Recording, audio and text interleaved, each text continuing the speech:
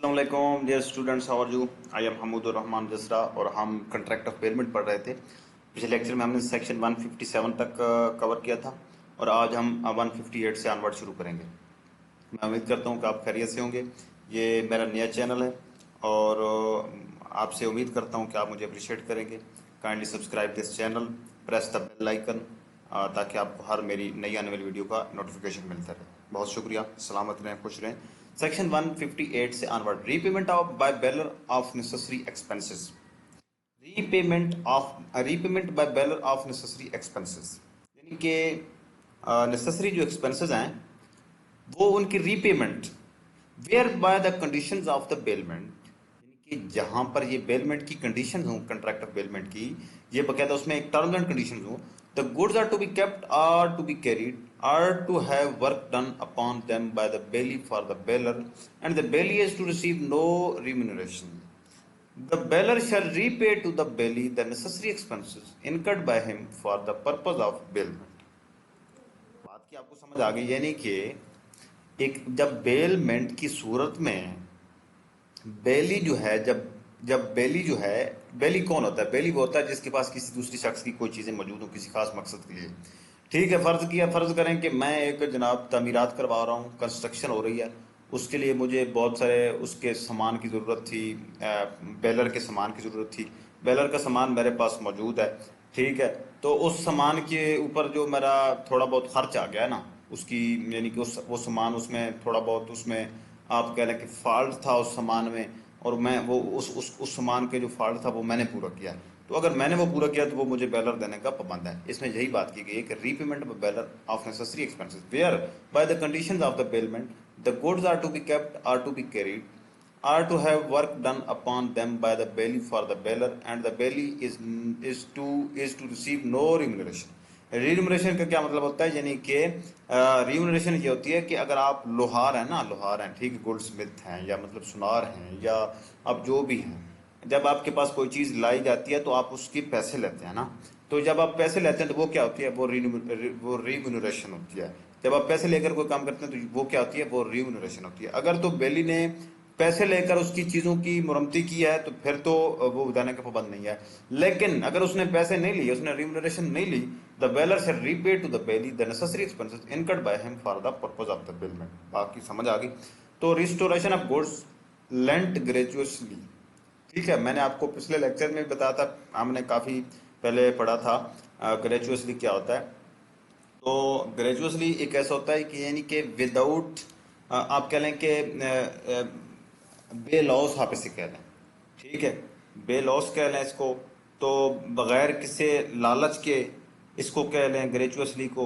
तो यानी दूसरे लफ्ज़ों में बिला मुआवजा कह लें, विदाउट गुड रीज़न कह लें, अनजस्टिफाइबल कह लें, फ्री ऑफ चार्ज कह लें। इसका यानी कि आप सादा लफ्ज़ों में इसको कह लें जी बिला मुआवजा।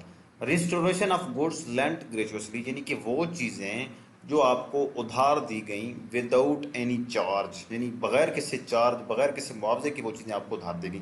The lender of a thing for use may at any time require its return if the loan was gratuitous even though he lent it for a specific time or purpose। But if on the faith of such loan made for a specific time or purpose, the borrower has acted in such a manner that the return of the thing lent before the time agreed upon would cause him loss exceeding the benefit actually derived by him from the loan, the lender must, if the compels the return, indemnify the borrower for the amount in which the loss is so occasioned exceed the benefit so derived। इसमें बनता ही simple concept है, इसमें कोई मुश्किल बात नहीं है कि the lender of the thing for use may at any time required its return, यानी एक ऐसा बंदा जिसने आपको कुछ चीजें उधार दी हैं वो किसी भी टाइम पर वो आपसे वापस ले सकता है, ठीक है। क्यों? कि उसने इफ द लोन वाज ग्रेजुअस, यानी कि अगर आपने उसको उन चीजों की कोई कीमत अदा नहीं की हुई तो वो चीजें लेंडर यानी उधार देने वाला शख्स आपसे किसी वक्त भी वो वापस ले सकता है। मकसद बात का यह है कि एक बंदे ने आपको बगैर किसी मुआवजे की कोई चीज़ दी है तो वो किसी वक्त भी आपसे वो ले सकता है, ठीक है। तो यानी कि the lender of the thing for use may at any time requires its return if the loan was gratuitous.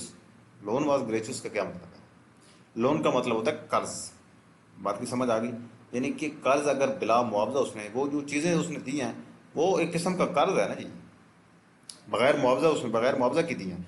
Even though he lent it for a specified time और पर्पस, एक खास मकसद के लिए और ख़ास टाइम के लिए उसने वो चीज़ें दी थी, बगैर किसी मुआवजे के दी थी। But if on the faith of such loan made for a specific time or purpose, the borrower has acted in such a manner that the return of the thing lent before the time agreed upon would cause him loss exceeding the benefit actually derived by him from the loan.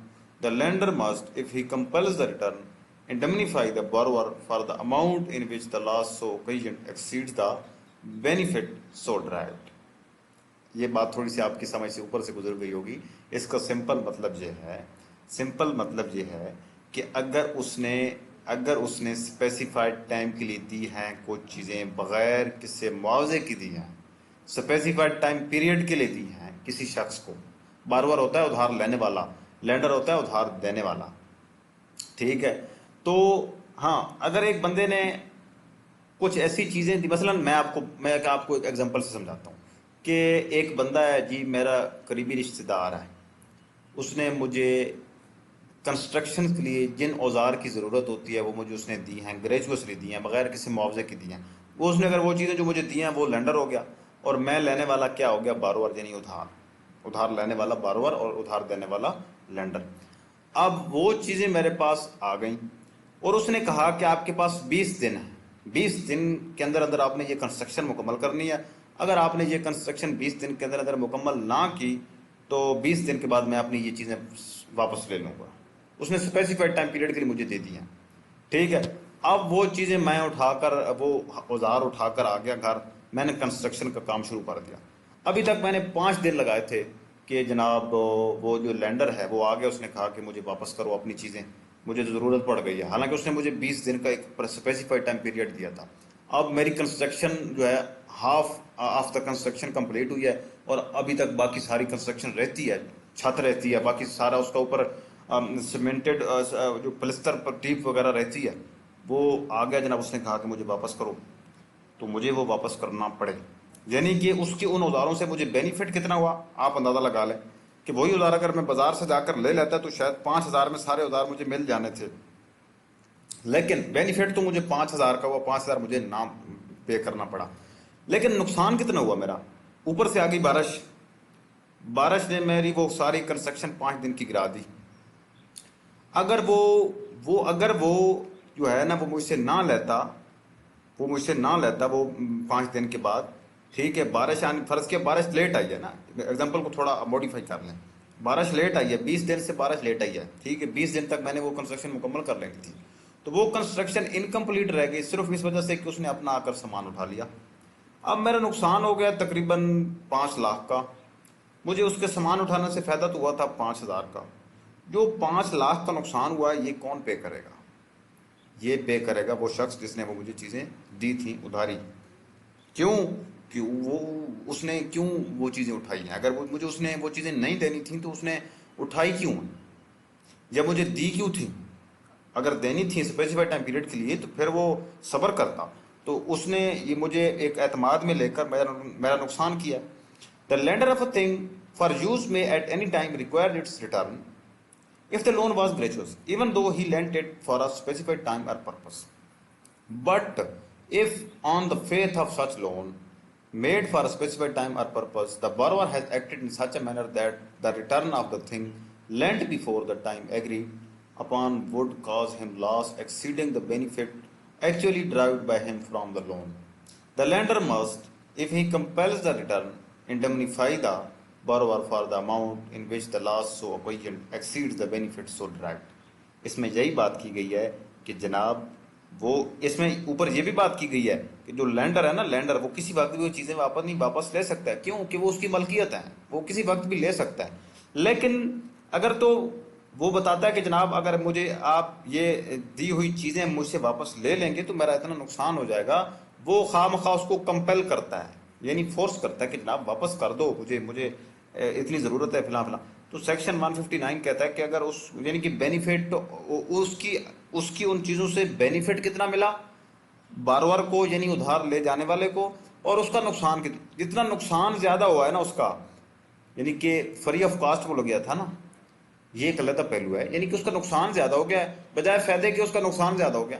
तो वो जो ज्यादा नुकसान है वो कौन compensate करेगा? वो बेलर करेगा, वो उन चीजों का बेलर करेगा जिसकी वो चीजें थी, जिसने ग्रेजुअसली दी थी। तो इसके बाद return of goods bailed on expiration of time और accomplishment of purpose, it is the duty of the bailee to return और deliver according to the bailor's directions the goods bailed without demand as soon as the time for which they were bailed has expired और the purpose for which they were bailed has accomplish. या तो time limit खत्म हो चुकी है baler की, baler के उन गुड्स की, या कोई अपना मकसद जो है वो अकम्पलिशमेंट हो चुकी है, अकम्पलिशमेंट यानी कि मकसद पूरा हो चुका है। यानी दोनों सूरतों में वो चीजें वापस करने का पाबंद है कौन? बेली, बेली वापस करने का पाबंद है। तो और बेली वापस कैसे करेगा वो चीजें? According to the direction of the bailor, जिस तरह उसको बेलर कहेगा ना उसी तरह उसने वापस कर लेंगे। ठीक है, अगर उसको बेलर कहता है कि जनाब ये मेरी चीजें फिलहाल मेरे दोस्त के पास रखते हैं ना, मैं उससे खुद उठा लूंगा, तो आप उस दोस्त के पास वो उसकी वो चीजें रखने के पाबंद है। तो belly responsibility when goods are not duly returned. If by the default of the belly the goods are not returned, delivered or tendered at the proper time, he is responsible for the bearer for any loss, destruction or deterioration of the goods for that time. यानी कि उस time के अंदर या उस accomplishment of purpose के बाद अगर वो उस चीज़ उसने बेलर की डायरेक्शन के मुताबिक वापस नहीं की, तो उस सूरत में बेलर का जितना भी नुकसान होगा उसका जिम्मेदार कौन होगा? उसका जिम्मेदार बेली होगा। Termination of gratuitous bailment by death. A gratuitous bailment is terminated by the death either of the bailor or of the bailey. यानी कि दोनों पार्टीज के ग्रेजुअस बेलमेंट क्या होती है? हाँ, ये भी एक क्वेश्चन है। ये सारे क्वेश्चन अराइज होते हैं ड्यूरिंग स्टडी, जब आप पढ़ रहे होते हैं।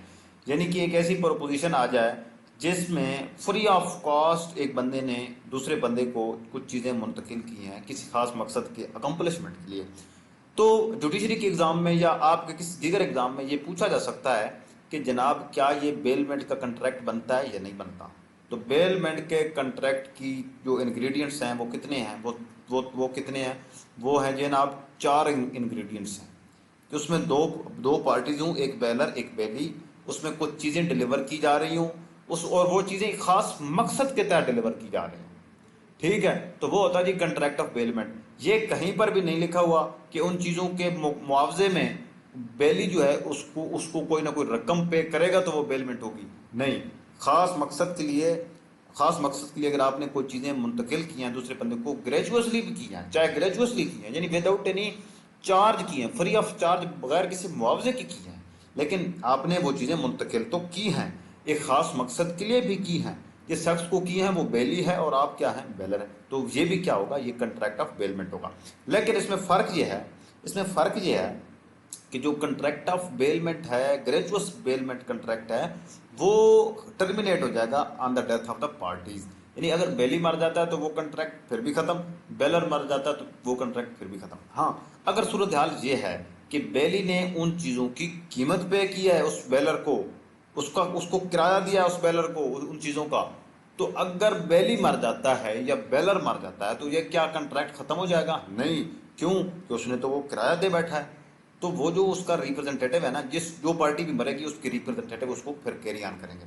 ये इसमें फर्क है। यानी contract of bailment, gratuitous bailment contract और नॉन ग्रेजुअस बेलमेंट कंट्रैक्ट, दोनों सूरतों में यानी नॉन ग्रेजुअस बेलमेंट जो कंट्रैक्ट होगा जिसमें आप मुआवजा पे कर चुके हैं, वो कंट्रैक्ट है इधर पार्टी यानी बेलर या बेली की डेथ से वो कंट्रैक्ट टर्मिनेट नहीं होगा।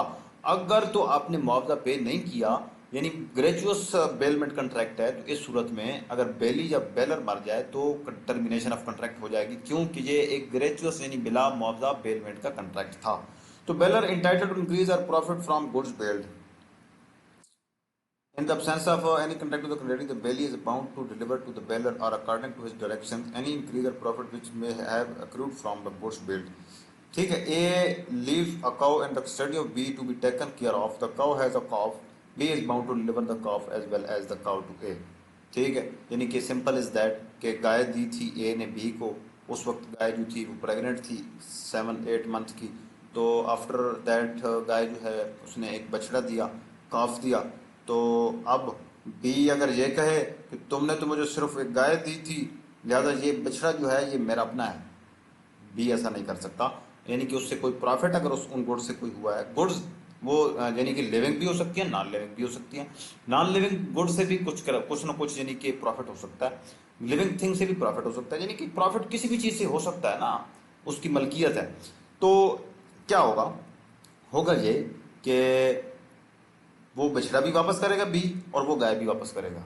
ठीक है, उसने वो जितना भी उसका मसलन फर्ज किया उसने दूध बेचा उस गाय का, मसलन 1 लाख का दूध बेच लिया, जरा बहुत दूध देने वाली गाय थी, 2-3 माह में उसने 1 लाख का दूध बेच लिया, तो वो 1 लाख का भी देने का, वापस देने का पाबंद है। किसको? बेलर को। ठीक है, अगर या तो उसका बेलर के साथ कॉन्ट्रैक्ट हो गया ना पहले, कि जनाब बेलर ने कहा कि तुम मेरी गाय की केयर करो और इसका दूध भी इस्तेमाल तुम कर सकते हो। ठीक है, या तो ये कॉन्ट्रैक्ट हो चुका है, फिर तो वो दूध वापस करने का पाबंद नहीं है। अगर तो दूध का कॉन्ट्रैक्ट नहीं हुआ, सिर्फ बेलर ने वो चीज़ें वो मुंतकिल की हैं कि मेरी गाय की केयर कीजिए, और गाय ने बिछड़ा दिया, बिछड़ा देने के बाद गाय ने दूध भी दिया, अब दूध और बिछड़ा दोनों जो है वो ये है वापस करने के पाबंद है, गाय भी वापस करने के पाबंद है, और वो प्रॉफिट जो उस गाय से हासिल हुआ है उसको वो भी वापस देने का पाबंद है, अनलेस एंड अनटिल उसकी कॉन्ट्रैक्ट में ये टर्म एंड कंडीशन ना हो तो। बेलर रिस्पॉन्सिबिलिटी टू बेली।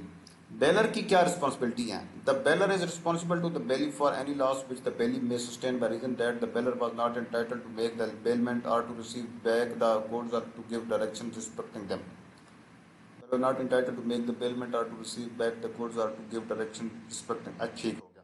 यानी कि अगर तो बेली, अगर जो बेलर है ना, बेलर फर्ज किया कि मेरे पास ऑलरेडी किसी थर्ड पर्सन की कोई चीज़ पड़ी है, मैं वो आगे दे देता हूँ कॉन्ट्रैक्ट ऑफ बेलमेंट के तहत, वो चीज़ आगे किसी किसी चौथे बंदे को दे देता हूँ, तो मैं क्या वो चीज़ देने का अख्तियार रखता हूँ? मैं नहीं रखता, वो चीज़ मेरी है ही नहीं, मैं उसका एंटाइटल्ड नहीं हूँ उस चीज़ का। तो इस सूरत में बेलर की जिम्मेदारी होगी कि अगर नुकसान जितना हुआ है ना, मसलन फर्ज किया कि वो बंदा जिसकी वो चीज़ है मेरे पास, वो दावा कर देता है अगले बंदे पर, बेली पर, के ये मेरी चीज़ें इस्तेमाल कर रहा है, तो इस सूरत में जो बेली को कोई भी जो नुकसान हुआ है ना थोड़ा बहुत, बेलर की इस लापरवाही की वजह से या इन नेग्लिजेंट बिहेवियर की वजह से या अननोइंग बिहेवियर की वजह से, तो इस सूरत में जो उसको नुकसान हुआ है तो उसका जिम्मेदार कौन है? उसका जिम्मेदार बेलर है। क्यों? कि ये ड्यूटी तो बेलर की थी कि वो बताता कि जनाब ये चीज़ मेरी नहीं है, ये तो किसी थर्ड पर्सन की है, तो उसने बगैर मतलब विद नॉलेज कि ये थर्ड पर्सन किया, उसने वो चीज़ खामखा में आके शिफ्ट कर दिया। तो दिस इज थिंग, इसमें अगर जो लॉस हुआ है ना किसी भी किस्म का, तो बेलर रिस्पॉन्सिबल होगा किसी भी सूरत में। ठीक है, तो ठीक हो गया। Bailment by several joint owners, if several joint owners of goods bail them the bailee may deliver them back to और according to the directions of one joint owner without the consent of all in the absence of any agreement to the contract. इसमें अगर joint owners हैं एक ही चीज़ के और बेली ने वो चीज़ ले ली है, तो जॉइंट ओनर में से एक ओनर की डायरेक्शन पर भी वो चीज़ें वापस कर सकता है।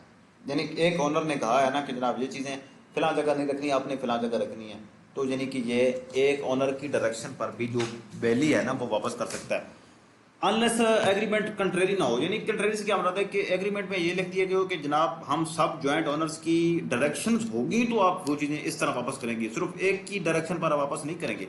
अगर ये तो कंट्रैक्ट होगा तो फिर तो ठीक है, अगर ये कंट्रैक्ट नहीं है तो फिर सिर्फ एक जॉइंट ओनर की डायरेक्शन पर भी वो चीज़ें वापस कर सकता है। कौन? बेली।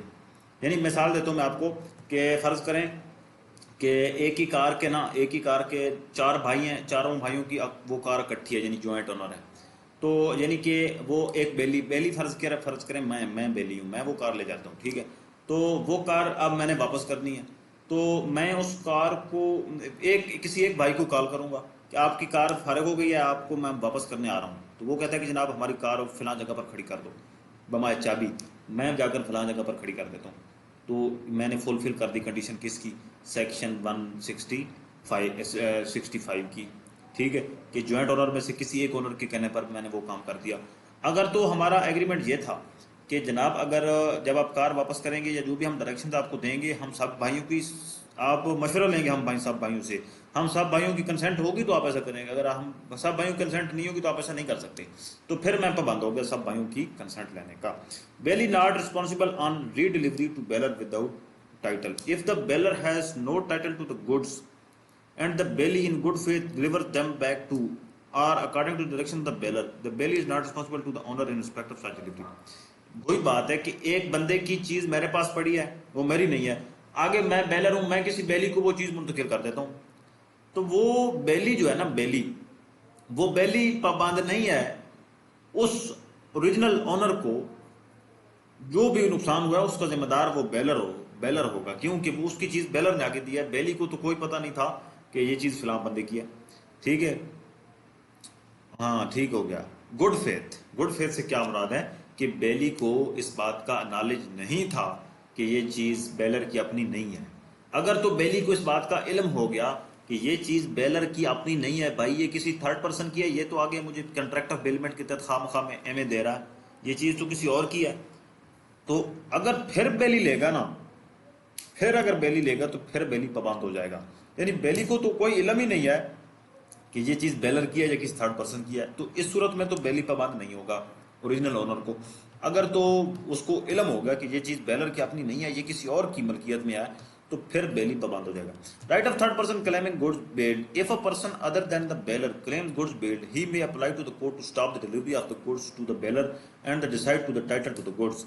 यानी कि अगर एक बंदे को पता चला कि जनाब मेरी फिलां चीज तो फिलां के पास थी और उसने आगे किसी और थर्ड पर्सन को दे दिया, तो अदालत में जाकर वो जो ओरिजिनल ओनर है वो क्लेम कर सकता है गुड्स को, और वो कह सकता है कि कंट्रैक्ट ऑफ बेलमेंट के तहत बेली पाबंद है इन चीज़ों को वापस बेलर के पास करने का, बजाय बेलर को वापस करने के ये चीज़ें मुझे दी जाएं, ये चीज़ें मेरी हैं। ठीक है, वो जाकर इस तरह का सूट कर सकता है कोर्ट में। Right of finder of goods may sue for specific reward comfort, तो the finder of good has no right to sue the owner for compensation for trouble and expense voluntarily incurred by him to preserve the goods and to find out of the owner, but he may retain the goods against the owner until he receives such compensation. ठीक है, but he may retain the goods against the owner until he receives such compensation, and where the owner has offered a specific reward for the return of the goods lost, the finder may sue for such reward and may retain the goods until he receives it. Retain का मतलब क्या है? Retain का मतलब यह है कि वो अपने पास रख सकता है। यानी एक बंदे की कोई चीज़ अगर गुम हो गई है तो आप उस गुमशुदा चीज़ को ढूंढने में, तलाश करने में अपना वक्त ज़ाया करते हैं, अपना पैसा लगाते हैं, आप बिलाखिर वो चीज़ ढूंढ लेते हैं। जिस बंदे की वो चीज़ है आपने वो चीज़ ढूंढ ली, अब अब उस बंदे पर आप सू नहीं कर सकते कि हमारे अखराजात हमें वापस किए जाएं। आप उस पर ये दावा नहीं कर सकते, क्यों कि आपने वो फ्री ऑफ कॉस्ट उसको बगैर किसी यानी कि मुआहदे के, बगैर किसी एग्रीमेंट के आपने वो लास्ट शुदा या गुमशुदा चीज़ों को ढूंढने की कोशिश किया।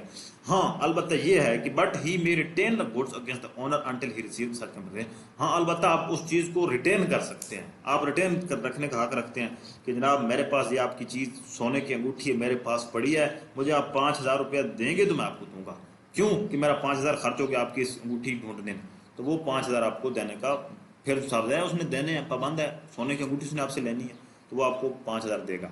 अगर अगर तो अंगूठी वाले मालिक ने ये इनाम रखा था कि जो मेरी अंगूठी ढूंढ कर लाएगा मैं उसको 10,000 रुपया इनाम दूंगा, तो वो अब जिसने ढूंढी है तो वो 10,000 इनाम का क्लेम करने का हकदार है।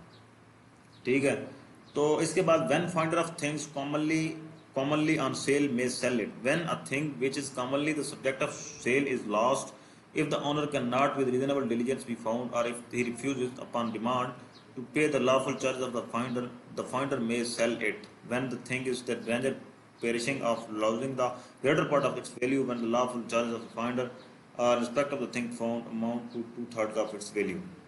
ठीक है जी, in respect of the thing found amount to 2/3 of its value, बिल्कुल ठीक हो गया। अच्छा, एक बंदे ने अगर कोई चीज कोई फाइंड किया ना, कोई चीज यानी कि गुमशुदा किसी की कोई चीज मिल गई है, अगर किसी की कोई चीज अगर आपको मिल गई है तो फिर क्या होना चाहिए? ये सेक्शन 169 आपको ये बता रहा है कि when thing which is commonly the subject of sale is lost, if the owner cannot with reasonable diligence be found, यानी कि ऑनर ने बड़ी कोशिश की है, ऑनर ने वो चीज़ें फर्ज करें मैं आपको बता रहा हूँ कि क्या मिसाल दे सकते हैं कि मसलन घी है, ठीक है, कितने की 100 पैकेट घी का है, ठीक है, वो ख़राब होने वाला है, यानी कि एक्सपायर हो जाता है ना, खाने पीने की चीज़ें जल्दी एक्सपायर हो जाती हैं, तो 100 पैकेट घी का उसका गुम हो गया, तो अब जो है ना ऑनर ने बड़ी कोशिश की है उसको ढूंढने की, लेकिन उसे वो 100 पैकेट घी का नहीं मिल सका। और if he refuses upon demand to pay the lawful charge of the finder, तो मतलब एक बंदे ने 100 पैकेट घी का वो है ना वो वसूल कर लिया है, ठीक है, तो अब उस बंदे ने जिसने 100 पैकेट घी का वसूल किया उसका अच्छा खास उस पर खर्च आ गया है, यानी कि उसने काफ़ी खर्च किया, उसने यानी 100 पैकेट अगर बनता है 10,000 का, तो फाइंडर ने उस पर 5,000 रुपया लगाया, तो तब जाकर उसने वो 100 पैकेट घी के उस फाइंड किए। तो अब उसने जो 5,000 रुपया लगाया है ना, तो वो अगर मांगता है ना ओरिजिनल ओनर से, इफ ही रिफ्यूजेस, यानी ओरिजिनल ओनर जो है रिफ्यूज करता है अपॉन डिमांड, मांगने पर, to pay the lawful charges of the finder, finder के जो लॉफुल चार्जेस हैं वो देने से इनकारी है, द फाइंडर में सेल इट, तो फाइंडर उस 100 पैकेट को बेच सकता है। किस सूरत में बेच सकता है? When the thing is in danger of perishing, अगर जब तो चीज खराब थी होने में, खतरे में, खराब होने के खतरे में, और of losing the greater part of its value, या उसका जो ज्यादातर वैल्यू का हिस्सा है, या जो उसकी जो मतलब 100 पैकेट घी 10,000 का है और 9,000 कीमत का जो है ना वो नुकसान कर रहे हैं, फर्ज करें, यानी ग्रेटर पार्ट ऑफ वैल्यू जो है ना उसकी ज़्यादा होने का खर्चा, तो इस सूरत में वो बेच सकता है। या फिर when the lawful charges of the finder, अगर lawful charges of the finder in respect of the thing found amount to 2/3 of its value, यानी वैल्यू एट 10,000, ठीक है, तो 2/3 10,000 का कितना बनेगा, तो 7%, गालबन 10 में से 7, 10 में से 7 बनेंगे, 6.5 या 7 बनेंगे 2/3 ऑफ इट्स वैल्यू, यानी कि फाइंडर के जो अखराजात आए हैं वो 2/3 of the value of thing है जो उसने फाइंड की है, ठीक है। तो 2/3 से मुराद है कि एक चीज़ है 3,000 की, उसके खर्च आ गया फाइंडर का उसके ऊपर 2,000, 3,000 की चीज़ को तलाश करने में या उसे दोबारा फाइंड करने में उसका खर्च आया कितना, 2,000। तो अब ये 2/3 बनता है टोटल वैल्यू का, तो अब वो जो फाइंडर है उस चीज़ को बेच सकता है। बेली is particular lane where the bailee has, in accordance with the purpose of the bailment, rendered any service involving the exercise of labor or skill in respect of the goods bailed, he has, in the absence of the contract to the contrary, a right to retain such goods until he receives due remuneration for the services he has rendered in respect of them. A deliverer of diamond to be a jeweler, to be cut and polished, which is accordingly done. B is entitled to retain the stone till he is paid for the service he has rendered. तो अच्छा, A gives cloth to B a tailor to make into a coat, B promises A to deliver the coat as soon as it is finished and to give a 3 months credit for the price, B is not entitled to retain the coat until he is paid. तो lien क्या होता है जी? ये होता है बकाया। No, लियन जो होता है ये होता है राइट टू रिटेन समथिंग, ठीक है, right to keep the possession of property belonging to another person until a debt owed by that person is discharge. बात की समझ आ गई? Bailee is particular lien. Particular lien, lien क्या है? लियन ये है कि बेली ने अगर कोई सर्विसेज दी है, ठीक है, कंट्रैक्ट ऑफ बेलमेंट क्या है, आपने बेसिक कंसेप्ट कभी नहीं भूलना। एक चीज मैंने दी आपको खास पर्पज के लिए, वो जब पर्पज कंप्लीट हो जाएगा वो मुझे आप चीज वापस करने की पाबंद है। अब वो जो चीजें मैंने मुंतकिल की हैं वो मैंने, पर्पज क्या है, कपड़े सिलवाना पर्पज है, डायमंड को उसको कट करना, उसको प्रॉपर उसकी कटिंग ऑफ डायमंड, ये एक पर्पज। तो जो एक ज्वेलर है, जो एक जवाहरात का काम करता है एक बंदा, उसको आपने एक डायमंड दिया कि इस डायमंड को इस तर्ज में आपने कट करना है, ठीक है। तो अब उसने कट तो किया, तो आप उस कट करने का फर्ज करने लेते हैं जी 10,000 रुपीज। तो जब तक आपको वो 10,000 रुपीज नहीं मिल जाते, आप उस वक्त तक उस डायमंड को अपनी पोजीशन में रखने का राइट रखते हैं। राइट टू लियन, ये लियन है, ये लियन है कि तुम्हारा राइट है कि तुम उस डायमंड को अपने पास उस वक्त तक रखो जब तक आपको वो पे नहीं करता उस डायमंड की कीमत। तो और दूसरा इसमें यह है कि एक दर्जी को आपने कपड़े दिए, उस दर्जी ने आपके कपड़े सिलवाने के लिए आपने दिए ना उस दर्जी को कपड़े, तो उस दर्जी ने कहा कि मैं तो आपसे जनाब एक जोड़े का 5,000 रुपया लूँगा इसकी सिलाई का। तो सिलाई का जो 5,000 उसने लेना है ना, तो आप उसको 5,000 देंगे तो वो आपको कपड़े देगा ना, बगैर 5,000 लिए वो आपको कपड़े नहीं देगा। यानी लियन क्या है? लियन ये है कि उस दर्जी का राइट है कि आपके कपड़ों की पोजीशन अपने पास रखे जब तक आप उसको उसका जो है ना चार्जेस या उसकी सर्विसेज जो उसने पे किए आप उसे वो वापस ना कर दें। तो general lien of bankers, factors, wharfingers, attorneys and policy brokers. Bankers, factors, wharfingers, distributors, high courts and policy brokers may in the absence of contract to the contrary retain as security for a general balance of account any goods billed to them, but no other person have a right to retain as security for such balance goods billed to them unless there is a express to the इन ये लोग क्या हैं, ये लोग क्या कर सकते हैं, कोई सिक्योरिटी रख सकते हैं। यानी कि सिक्योरिटी से क्या मुराद है कि एक बैंकर है, बैंकर से आपने अगर कोई कर्जा लेना है 5,000 रुपया, तो आप अपना मोबाइल उसके पास सिक्योरिटी रखवाएंगे। तो ये मोबाइल जो आपने सिक्योरिटी रखवाया है वो मोबाइल उस वक्त तक रिटेन कर सकता है जब तक आप उसको वो 5,000 रुपया उसका कर्ज वापस ना करते हैं। तो दिस वाज सेक्शन 171 तक हमने ये अभी काम मुकम्मल किया। तो बेलमेंट ऑफ प्लेजेस इंशाल्लाह हम नेक्स्ट लेक्चर में करेंगे। तब तक दीजिए इजाज़त, अल्लाह हाफिज़।